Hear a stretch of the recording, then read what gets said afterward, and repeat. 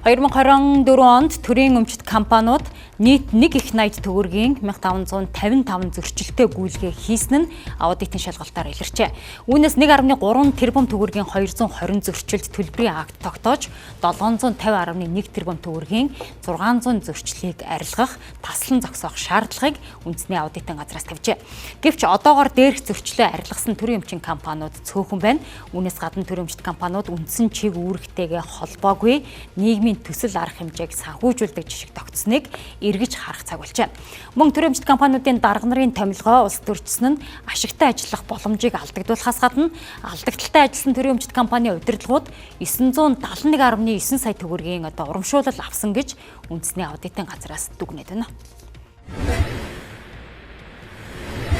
Алдагдaltaй ажиллуулсан компани удирдлагуудыг үр дүнгийн урамшуул олгож толгойг нь нийлэх хэлбэр дээр явах вэ гэдэг.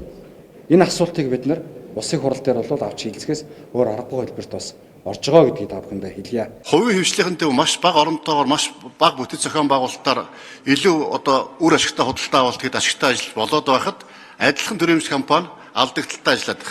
Ийм алдагдaltaй ажиллаж байгаа компаниуд дээр л олон нийтийн оролцоо, хувийн хвшлийн оролцоог бий болгоё.